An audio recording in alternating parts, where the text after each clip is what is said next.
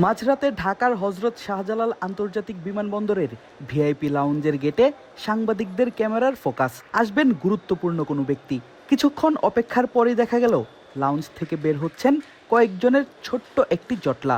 সেই ভিড়ের মাঝেও জ্বলজ্বল করছে একটি চেহারা। ভালো করে তাকালেই একবারে চিনে ফেলার কথা তাকে। ঢাকায় অবতরণ করেছেন শোয়েব আক্তার। তবে পাকিস্তান ক্রিকেটের সঙ্গে সম্পর্কিত নয় বিষয়টি। এবার শোয়েব হাজির ভিন্ন এক দায়িত্বে, একেবারে নতুন বলা যায়।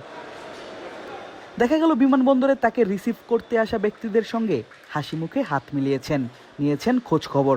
আর তারপরই অপেক্ষা গাড়ির। পাকিস্তানের কিংবদন্তি এই পেসারের পরিচয় নতুন করে দেবার কিছু নেই বাংলাদেশের ক্রিকেট ভক্তদের কাছে। যখন 22 গজে বল হাতে হাজির হয়েছেন, বুকে কাঁপন ধরিয়েছেন বাঘা বাঘা সব ব্যাটারদের। বাংলাদেশে এসেও খেলেছেন একাধিক ম্যাচ। তবে এবার এই কিংবদন্তি হাজির হয়েছেন একেবারে ভিন্ন এক পরিচয়ে। আসন্ন বিপিএলে খেলবে ঢাকার ফ্র্যাঞ্চাইজি ঢাকা ক্যাপিটালস। আর সেই দলের মেন্টরের ভূমিকায় দেখা যাবে শোয়েব আক্তারকে। আর বিপিএল এর পূর্বে ঢাকা ক্যাপিটালসের একাধিক অনুষ্ঠানে অংশগ্রহণ করতেই তার এই আগমন, যেখানে থাকবে ভক্তদের সঙ্গে তার দেখা করা ও ডিনার করার সুযোগ।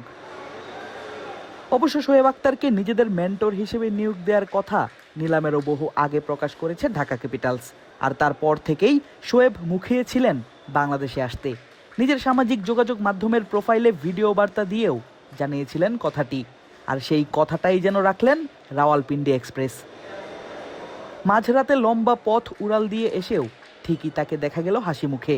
আর কালো গাড়িতে করেই ছাড়লেন বিমানবন্দরের ভিআইপি লাউঞ্জ, ধরলেন হোটেলের পথ।